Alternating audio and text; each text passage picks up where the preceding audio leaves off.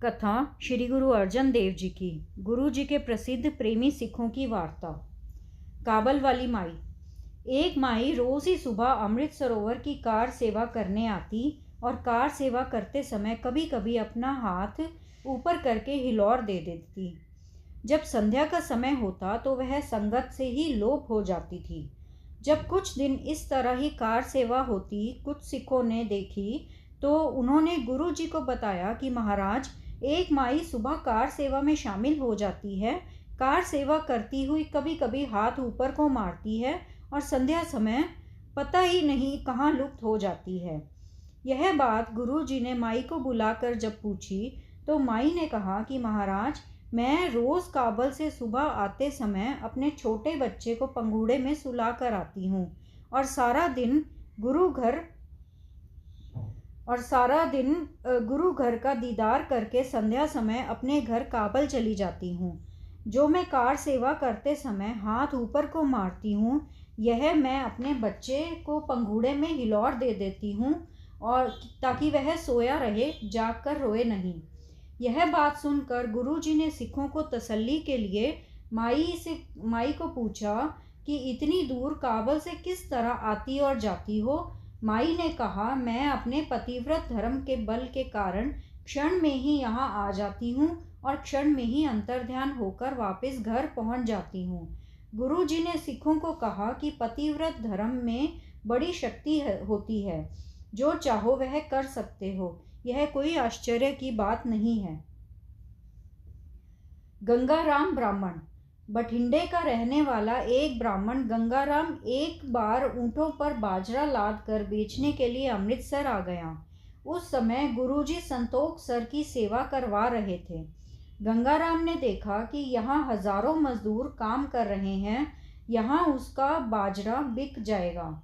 वह गुरु के लंगर में से भोजन खाकर बड़ा खुश हुआ। एक दिन उसने लंगर में से अनाज की कुछ कमी को देखकर अपना 500 मन बाजरा तौलकर लंगर में डाल दिया। इतनी देर में वैसाखी का मेला आ गया। मेले पर जो संगत गुरुजी के दर्शन करने आई, उनकी ओर से बहुत भेंट गुरुजी को अर्पण हुई, जिसमें अनाज, वस्त्र और नगदी पैसे इकट्ठे हो गए। मेले की समाप्ति के उपरांत गुरुजी ने आज्ञा की कि गंगाराम का हिसाब करके उसको बाजरे का मूल्य दे दिया जाए। जब गंगाराम को बाजरे का मूल्य ले लेने को कहा तो उसने कहा कि महाराज, मैं आप जी की सेवा करके अपना जन्म सफल करना चाहता हूँ, बाजरे का मूल्य मैंने नहीं लेना। यह मेरी सेवा स्वीकार की जाए, मुझे अपना सिख स्वीकार करके नाम दान दे दिया जाए। उसकी श्रद्धा और प्रेम को देखकर गुरु जी ने उसको चरण पाहुल और सतनाम का उपदेश देकर अपनी सिक्खी बख्श दी। सिक्खी प्राप्त करके गंगाराम रात दिन एक करके गुरु जी की सेवा में लग गया। गंगाराम को सेवा का मेवा मिल गया, उसको रिद्धियों सिद्धियों की प्राप्ति हो गई। तदुपरांत वह अपने गांव को चला गया और जो वचन मुंह से कहता वही पूरा हो जाता। भाई अजब और अजाइब। श्री अमृत सरोवर की सेवा के समय डरोली भाई के रहने वाले 2 सिख भाई अजब और अजाइब बड़े प्रेम से सेवा करते थे। इन्होंने और भी कई सिखों को प्रेरित करके गुरु घर की सेवा में लगाकर सिक्खी धारण करवाई। बाहर से आई संगत से पैसा इकट्ठे करके भी गुरु जी की सेवा में दे देते थे। इन दोनों की सेवा से प्रसन्न होकर गुरु जी ने इनको तहसील जीरा के गांव धर्मकोट की सिक्खी बख्शी और गुरमत का प्रचार करने के लिए आज्ञा दी। इस प्रकार इन्होंने अपना जीवन सफल करके बहुत यश प्राप्त किया। पंडित गंगाराम के वरदान से मूलचंद का जन्म। पंडित गंगाराम जो सिद्धियां प्राप्त करके अपने गांव रहता था, उसकी स्नान पानी आदि की सेवा बठिंडे नगर का रहने वाला भाई सिद्धि चंद बड़े प्रेम से करता रहता था। एक दिन उसकी सेवा पर खुश होकर गंगाराम ने सिद्धि चंद को कहा कि तुम किस मनोरथ के लिए सेवा करते हो, जो इच्छा है वह मांग लो। सिद्धि चंद ने कहा, महाराज, मुझे पुत्र का वरदान बख्शो। पंडित गंगाराम ने कहा, कि गुरु घर की कृपा से तेरे घर बड़ा भक्त पुत्र होगा, जो कि महान गुरु, शक्तिवान और परोपकारी होगा। इस लड़के के सिर पर जन्म समय ही सफ़ेद बालों की चोटी होगी। यह वरदान लेकर सिद्धि चंद बहुत खुश हुआ। जब समय पाकर उसके घर ऐसा पुत्र पैदा हुआ तो पंडित गंगाराम ने उसका नाम मूलचंद रखा। यह मूलचंद बड़ी करनी वाला हुआ, जिसको बड़े सिद्ध पुरुष भी मानते थे। पटियाले राज्य के सुनाम नगर में इस स्थान को लोग आज तक भी पूजते हैं। हरमंदर की उसारी। जब सरोवर की कार सेवा संपूर्ण हो गई तो गुरु जी ने भाई बुढ़ा, भाई गुरदास, भक्तू बहिलो आदि से सलाह करके कड़ा प्रसाद की देग तैयार करके सरोवर के बीच हरमंदर की नींव रखने के लिए भाई बुढ़ा जी से 4 गुरु साहिब का नाम लेकर अरदास करवाई और फिर अपने कर कमलों से एक ईंट पकड़कर नींव रखकर कड़ा प्रसाद की देग बांटने की आज्ञा दी। तदुपरांत सभी लोग बड़े उत्साह से सेवा में लग गए। विष्णु भगवान मनुष्य का रूप धारण करके कार सेवा करने आए। जब असंख्य सिख कार सेवा कर रहे थे तो उस समय गुरुजी दुख भंजनी बेरी के नज़दीक 68 तीर्थ के स्थान पर बैठकर देख रहे थे। एक दिन विष्णु भगवान जी देवताओं सहित मानव रूप धारण करके सेवा करने आए।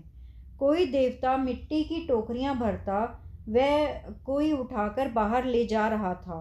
विष्णु भगवान की टोकरी उसके सिर से एक बालिशत भर ऊंची जाती देखकर सिखों ने गुरुजी को बताया कि महाराज, एक नए ही रंग रूप का मनुष्य है जिसके सिर पर मिट्टी की टोकरी बालिशत भर ऊंची रहती है। उसके साथी और वह आप बड़ी स्फूर्ति से दौड़ दौड़कर कार सेवा कर रहे हैं।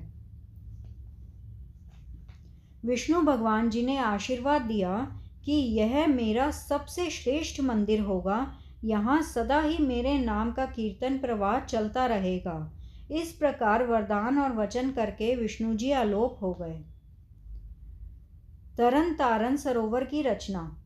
रामदासपुर यानी अमृतसर के अंदर में गुरु जी के पास अनेक सिख आगे पीछे आकर अपने भ्रम निर्वित करके और नाम का उपदेश लेकर अपना जन्म सफल करते थे।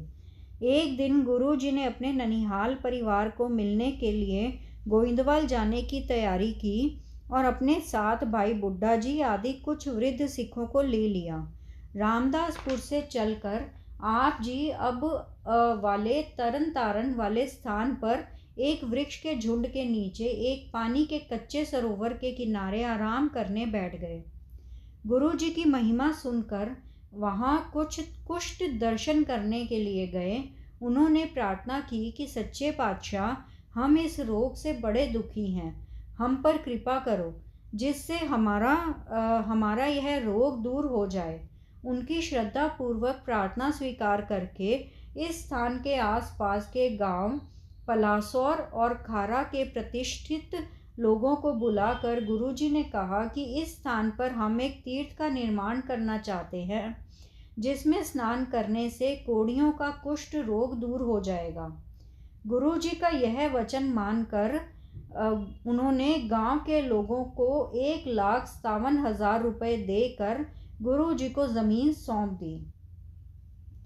उसके बाद गुरुजी ने सरोवर की खुदाई आरंभ करवा दी। इसको संपूर्ण करके तरन तारण नगर बसाया। सरोवर को पक्का करने के लिए जब पक्की हुई ईंटों के भट्टे पकाए तो नूरदीन के पुत्र अमीरुद्दीन ने गुरु जी के भट्टों से ईंटें उतरवाकर अपनी सराय को लगवा ली। उसकी ज़बरदस्ती देखकर गुरु जी ने वचन किया, जहाँ यह ईंटें लगेंगी उनकी जड़ें उखाड़ कर यह यहीं आ जाएंगी। यह काज हमारे सिख करेंगे।